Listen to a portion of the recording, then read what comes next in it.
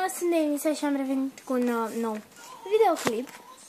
De această dată m-am gândit să vă prezint câteva dintre lucrurile pe care le-am cumpărat ieri de la Vatra Dornei. Okay. Așa, acestea sunt.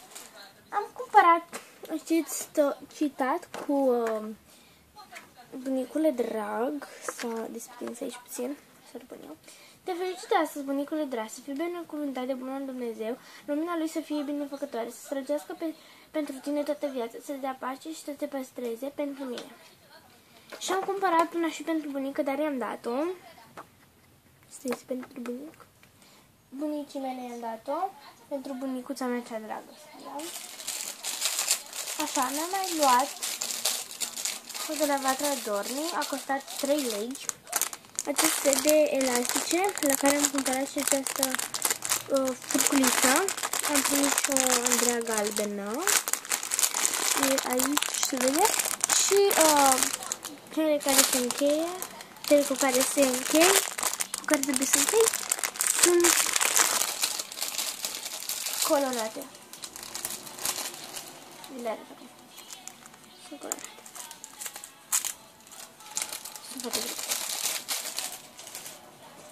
Am cumpărat o codiță breloc, o codiță de veveriță Cico. Acesta a costat 3 lei. 3 lei. Și codița a costat 5 lei. I-am dat-o prietenei mele, care aseară a plecat în Germania, am făcut un video. Căutați, prietena mea a plecat în Germania. Așa. Așa, am cumpărat această mentiță cu sârmă în ea. E cu acest model de leopard, cred că. Parcă așa. Și nu știu unde s-a rupt, dar o prind eu. Aici.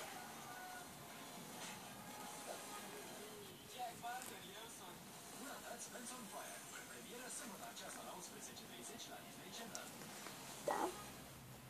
Apoi am mai cumpărat această bentiță cu floricele, de care și-a cumpărat exact culoarea. Aceasta și-a cumpărat-o toate colegele. Această bentiță. E elastică. Bun. Pentru tatăl meu, și aceasta a costat 4 lei. Aceasta 5. Aceasta pentru tatăl meu a costat 5 lei. Este foarte drăguță, scrie Vatra Dornei pe ea și îmi place foarte mult. E foarte sweetie și chiar îmi place. Și soricică cu steagul României.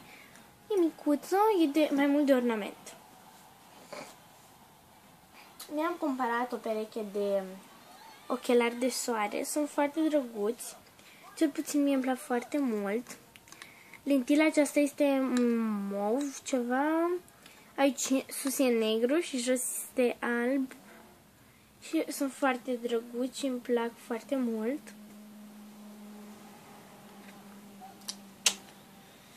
Sunt foarte sweetie. Bun.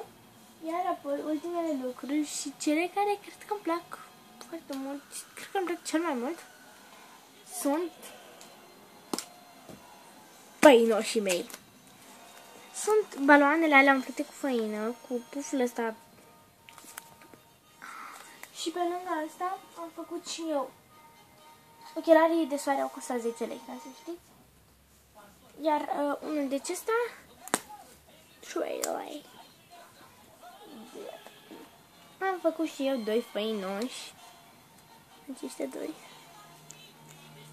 sunt super drăguți. Unul are cocolașe înăuntru, pentru că l-am făcut cu făină, am stecat-o cu foarte puțină apă și e cocoloșat cu totul. Dacă pot să spun așa. Nu e prea fain de model, dar îl păstrez ca ornament sau ca o chestie pe care să ne țin în gentuță, să mă joc cu ea. Și eu am făcut acesta la capăt. E ca un fel de păr. Vedeți? Moțat. Și acesta este roz, pe care am făcut cu aluat. Și e foarte fain. Pe acesta pot să-l modelez pentru că nu are cocolașul, dar are bulele astea de balon și trebuie umplut cu mult mai multă umplutură. Iese umplutura. Și am legat la capăt. L-am găurit puțin pentru că ieșea aerul din el. Și e foarte fain și avea o fățucă, se vede, cred că. Deci ochișorul are fățucă. Mai transparent. Aici. E roz, e foarte fain și am făcut ca 2 codițe.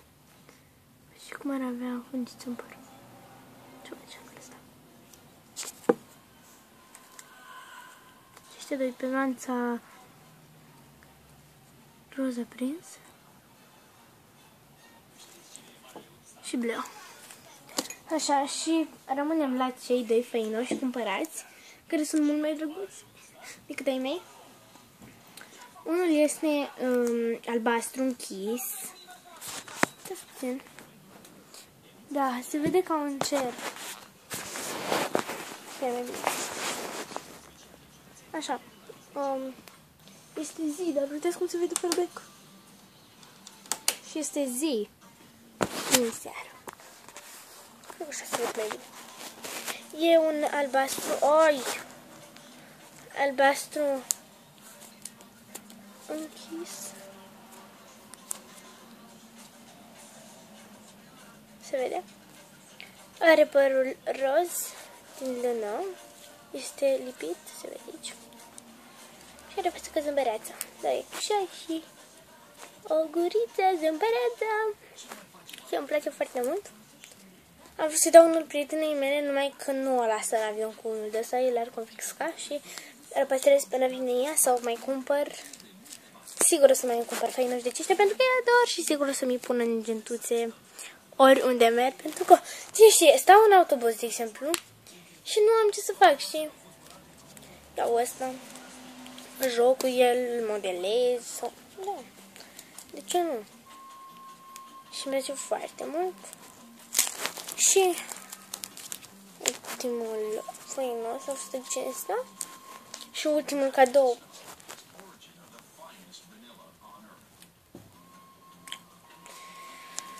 Este unul roșu aprins, foarte aprins, nu știu dacă se vede pe cameră. De forma asta, la formația asta. Nu are părul verde, tot așa fuleț. Se vede că este lipit. Și de asemenea are fățucă și îl putem lua în avion, de exemplu, sau în tren, ca și pe acesta. Eu, de exemplu, ieri mă jucam în tren și uite așa, vorbeam cu colegii mei și așa, cu altul, la unui coleg, cu un făinos de alt doi coleg. Și la un moment dat poate te plictisești de el, dar sincer să fie foarte, foarte fain să te joci cu unul de acesta. Numai că trebuie să ai mare grijă și o prietenă de-a mea mi-a spus că pot să-l bag într-un balon mai mare. Ca să-l modelez mai bine, dar când s-o sparge, s-o sparge. O să cumpăr altul. Oricum mă duc la mare, la Eforie Nord și sigur o să găsesc mii de prostioare de genul acesta. Nu mai este mult că nu mă duc la mare. Că...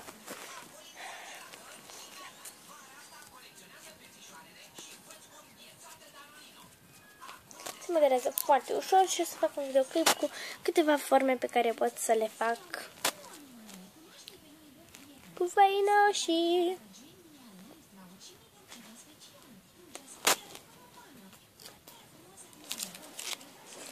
Ok, sper că v-a plăcut și videoclipul de astăzi. V-am pupat! Pa, pa!